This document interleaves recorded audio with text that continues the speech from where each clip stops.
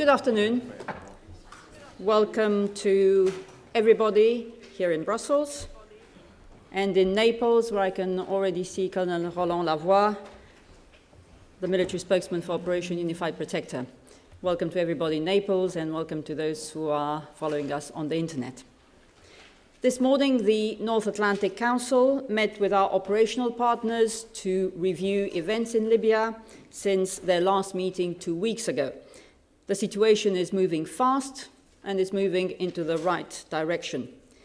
The political and military structures of the Gaddafi regime have crumbled, while the National Transitional Council has asserted control in key cities, including Tripoli. We're encouraged by statements made by the head of the NTC, Mustafa Abdel Jalil, who spoke of forgiveness, reconciliation, and unity, and he clearly rejected extremism and vengeance. The NTC is gaining growing international recognition, including by all 5 permanent members of the United Nations Security Council. And this time next week, there will be a meeting of the Friends of Libya group on the margins of the United Nations General Assembly in New York, and the Secretary General will, of course, attend that meeting. So Libya has gone a long way, and NATO has gone a long way in protecting the people of Libya. But our mission is not yet complete. 6 months ago, when NATO, together with our partners, started enforcing the mandate of the United Nations Security Council, Benghazi was under threat, Misrata was under siege, and civilians were attacked and threatened every day by Gaddafi regime forces. We have enforced the UN mandate to protect civilians effectively.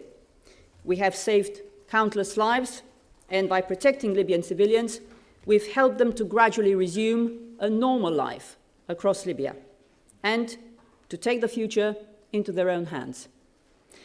But in some parts of the country, the situation remains fluid. As the Secretary General has clearly stated, we are determined to continue the mission for as long as necessary, but not a day longer than necessary. Our clear intention is to terminate the mission as soon as the situation allows. NATO's number one concern has been the protection of civilians from the very beginning of Operation Unified Protector, and it will be the same when the time comes to end our mission. I can't tell you when that time will be. We all hope it's going to be soon. Now, over to Roland for the operational update from Naples. Roland. Thank you, Oana, and welcome to all those joining us today. The areas of confrontations between Gaddafi and NTC forces on the ground have not changed drastically over the last few days. This is essentially due to the deliberate and very commendable efforts of the NTC to try to resolve the situation through dialogue. Despite the NTC offer to seek a peaceful solution, as this week progressed, it became quite clear that remaining Gaddafi forces were not willing to negotiate and lose their grip on the cities they still control. By occupying and tightly suppressing cities such as Bani Walid and Sirte, Gaddafi forces have, in a way, taken the population hostage, exposing people to obvious risks, repressing the uprising, and preventing some citizens from leaving. Furthermore, in doing so, Gaddafi forces have clearly demonstrated their intent to consolidate their positions and threaten the civilian population in the triangle formed by Bani Walid, Sirte, and Sheba. Gaddafi repeated his call, inciting his followers to pursue a senseless fight. They even directed deadly attacks on the Ras Lanouf refinery yesterday, which has just resumed operations vital to getting Libya back on its feet. As of this morning, the situation in the vicinity of Sirte and Bani Walid was assessed as very volatile. For the moment, skirmishes occur in both cities but are concentrated in their outskirts, so the population is not under imminent threat. However, the situation may change very rapidly, as we have seen in other towns. NATO intelligence indicate that Gaddafi forces have been firing rockets from the inner city of Bani Walid in close proximity to houses and also to mosques. NATO is closely monitoring the situation, of course, and will continue to do so as long as necessary. Although I must stress that NATO does not and will not engage in close support air operation for the NTC forces, as our focus remains the protection of the civilian population. Elsewhere in the country, with the breakdown of negotiations, NTC forces are pursuing their advances, chasing Gaddafi forces from the village of Abu Karian near the coast and in Zila near the Al Jufra oasis.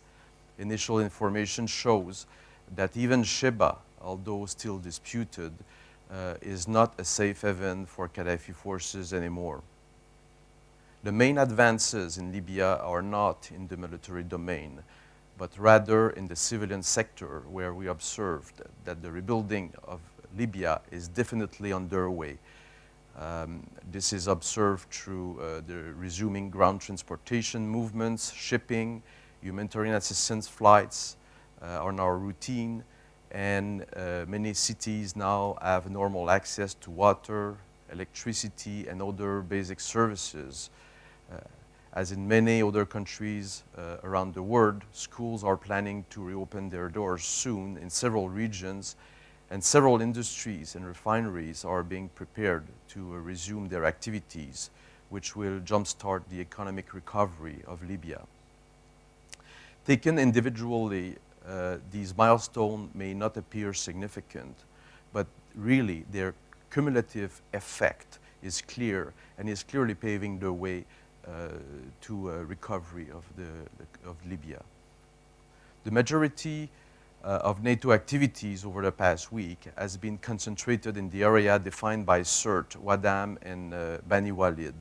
We have continued to use our surveillance assets to monitor the situation very closely and maintain tempo, particularly through strike missions to protect the Libyan people. NATO successfully engaged a number of threats to civilians in Libya, including several tanks, rocket launchers, an ammunition storage facility, as well as several surface-to-air threats. NATO aircraft also conducted a number of strikes deep into the Sahara Desert, 400 kilometers south of Tripoli. These were aimed at disrupting a command and control facility, a vehicle staging area, and destroying several armored vehicles in order to inhibit the reinforcements of positions in the north. Now, having given you a feel of what is happening on the ground for a moment, I would like to take a moment to remind you why we engage in this operation in the first place.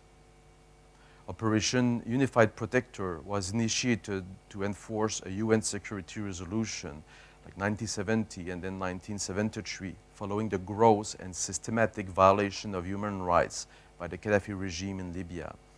The resolutions specifically referred to the repression of peaceful demonstrators, arbitrary detentions, enforced disappearances, torture, and summary executions. Over the last 6 months, NATO forces have maintained a consistent tempo of operations, intervening whenever and wherever Gaddafi forces pose a threat to civilians, be that in Benghazi in the east, Misrata in the west, Sheba in the south, or many other towns, cities, and villages right across Libya. Today, the recovery of Libya is now quite obvious, and the outcome is no longer in doubt. But let me reassure you, we will continue to play our part to the full until the task is complete. This concludes my update. Oana.